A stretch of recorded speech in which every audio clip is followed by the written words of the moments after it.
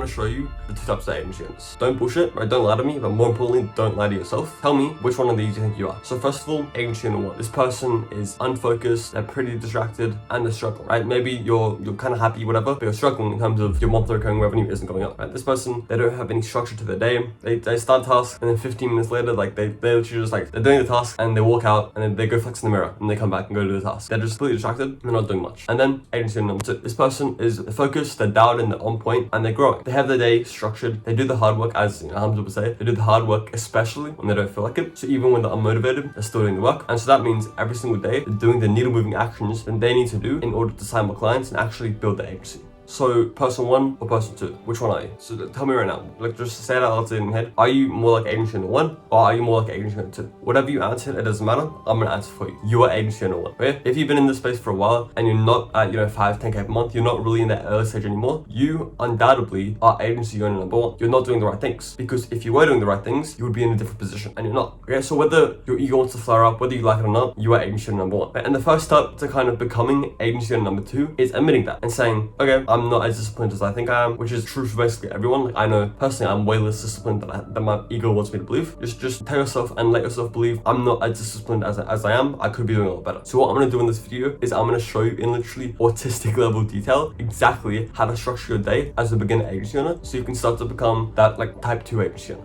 If you use this process, I literally guarantee you, like 100% guarantee you, that if you use this exact process to structure your day and you stick to it and you stay consistent with it, you will hit whatever goal you want. Maybe you want to hit 10K per month. If that's if your goal is 10K per month right now, if all you do is do what I told you to in this video, I guarantee you, it's a bold claim, right? I guarantee you, you will hit 10K per month. It's not going to be in 2 months. It's not going to be in 6 months. It's not going to be, might be in 12 months. It might be in 8 months. I guarantee you, if all you do is stay consistent with this specifically, you will hit 10K per month. So the first thing I want you to do right now is either open up a Google Doc or get a pen and a piece of paper. So like pause the video, go get a doc, go get a pen and piece of paper, whatever happens to be. Go do that right now. And I want you to write down all the needle moving tasks. So needle moving tasks are the tasks that get you closer to your goal. So for example, cold calling books meetings. So obviously in meetings, you close meetings, you get money. And if your goal is 10K per month, obviously you need to book meetings. The cold calling is the needle moving task. But something like building your website or fixing your logo or changing your YouTube channel banner isn't needle moving, because changing your YouTube channel banner isn't gonna move the needle towards your goals. So write down all those really important needle moving tasks. And I mean, if you're struggling, it's really 4 main ones. It's gonna be doing outreach. So maybe that's cold calls, cold SMS, cold DM, cold email, whatever outreach strategy you're doing. Number 2, posting content. Whether you like it or not, content is gonna be super essential for you, right? Posting content, taking sales calls. So obviously you're doing these to book sales calls, and number 3, taking the sales calls, because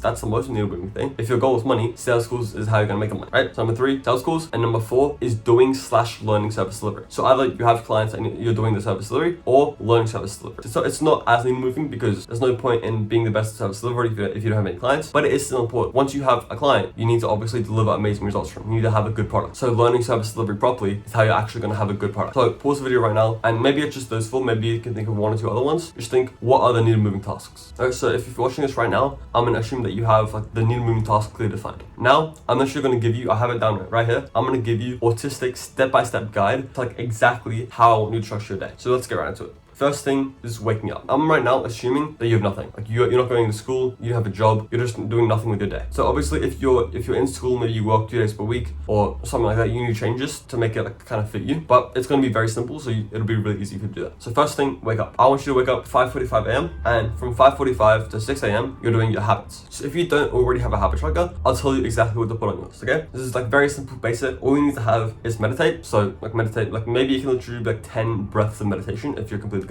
10 breaths of meditation, right? Mindset. So basically just like doing things that are going to change your mindset. So for example, I have like something called the Self-Resilience Workbook. Number 2, mindset. Number 3, gratitude journal. So I have a book right here, right?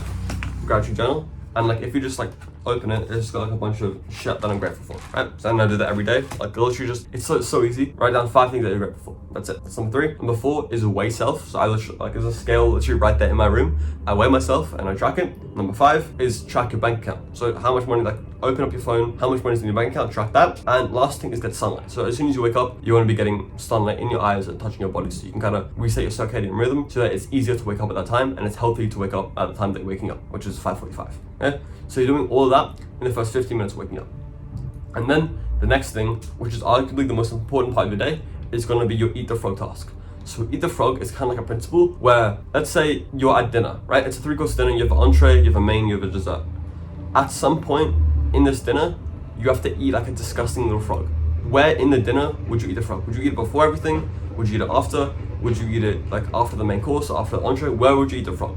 Maybe you want to eat it at the start so you can get it over and done with. Maybe you want to eat it at the end so you can just like push it back, don't think about it. But the correct answer is at the start, right? Before you eat anything else, you can just eat the frog, get the hardest thing over and done with. So you want to use the same principle in your work day. So after like the 15 minutes of waking up and doing all the habits, you want to go straight into the hardest thing possible. So maybe like you've been doing cold calls for a while, cold calls are pretty easy for you, but you've only ever posted one video on YouTube and you're really struggling posting content. So make your eat the frog task. So for me, what I would say is I would do it from 6 a.m. to 8:30, so 2.5 hours. Make your eat the frog task. Maybe it's recording YouTube video, right? So maybe from 6 to 8:30, you record you fully plan out and record 3 to 5 YouTube videos. Maybe it's gonna be, maybe if you're cold calling and you're able to, because it's like in a different country, so you can cold call in the morning. Maybe it's you do 100 cold calls in the 2.5 hours. So there's a caveat. If the hardest task is something like cold calling, obviously if you're cold calling the same country you're in, it doesn't really make sense to cold call at 6 a.m. So if the hardest task you cannot do immediately, I would instead go to the gym. And so if the hardest task you can do in the morning, I'll do eat the frog and then gym. But if the hardest task you can't do, like as soon as you wake up, then I'll do gym then eat the frog. So I would say like gym maybe takes you 2 hours. So from 6 to 8 and maybe like 8:30, because like maybe you have a pre-workout meal, maybe a post-workout meal, something like that. So maybe at 9, you do the eat the frog task. So either do eat the frog then gym or gym then eat the frog, just fully depending on like what the task, right? So under any circumstance, if the task is something you can do without, if it's not cold calls or sales calls, if you can do it, just do it as soon as possible. And if not, go to the gym first. And when you come back from the gym, straight away do the eat the frog task, right? That's the most important thing. The first part of the day, doing the hardest thing possible. That's gonna make everything else easier. So gym plus eat the frog task should take you until about 9 to 10 a.m. right? Obviously, it's gonna be different for you. Like you're gonna make your own schedule, but it should be between 9 and 10 a.m. right now. The next part of the day, that's gonna be like literally, it could be until midday, could be until 3, could be until 6. It's very simple, and you're probably not gonna like it that it's that simple, but it's this simple for a reason. It's because it's the most important thing. All you need to do for, let's say, 10 a.m. to 5 p.m. is need a moving action. That's it. So maybe it's one of those 4 things, which are cold calling, recording, sales calls, and service delivery, right? It could literally just be one of those 4 things, and probably it should be. So if I were you, I would do the tasks that are only possible to do in the day, like cold calling in the day, and then tasks that you can do at any time, like for example, learning service delivery at night. So maybe, like I'm saying it's completely okay to just do cold calls and sales calls from like 10 a.m. to 7 p.m. And then maybe like 7 or maybe like 5 p.m. to 10 p.m. you do learning. It's up to you. It's gonna be different for every single person, but I would literally just say spend a fuck ton of time. Like if you have the time to do 500 cold calls. It sounds crazy, but if you have literally nothing on all day, every day, and like you can, there's no reason for you not to do literally 500, 300, like 600 cold calls every single day. If cold calling is the highest leverage task you can do right now, which it probably is,